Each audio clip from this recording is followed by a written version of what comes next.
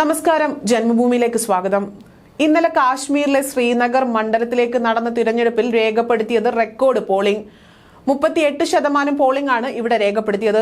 1989 ശേഷമുള്ള ഏറ്റവും ഉയർന്ന കണക്കാണിത്. 2019 പൊതു തെരഞ്ഞെടുപ്പിൽ 14% പോളിംഗ് ആണ് ഇവിടെ രേഖപ്പെടുത്തിയത്. ആർട്ടിക്കിൾ 370 റദ്ദാക്കിയതിനു ശേഷം കാശ്മീർ താഴ്വാരയിൽ നടക്കുന്ന ആദ്യ പൊതു തിരഞ്ഞെടുപ്പാണിത്.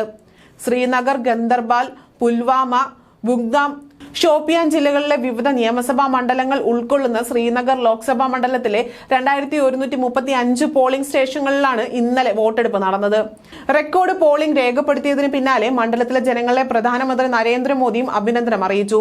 മികച്ച പോളിംഗ് ശതമാനത്തിന് ജനങ്ങളെ അഭിനന്ദനം അറിയിക്കുന്നതിനായി അദ്ദേഹം സമൂഹ മാധ്യമത്തിൽ കുറിച്ചു.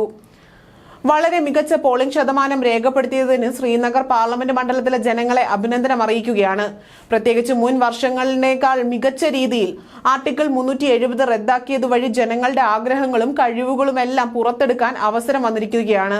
താഴെ തട്ടു മുതൽ പ്രത്യേകിച്ച് യുവാക്കൾ ഉൾപ്പെടെയുള്ള ജമ്മു കാശ്മീരിലെ ജനങ്ങളെ ഇത് പ്രചോദിപ്പിക്കുന്നുണ്ട് എന്നും പ്രധാനമന്ത്രി കുറിച്ചു.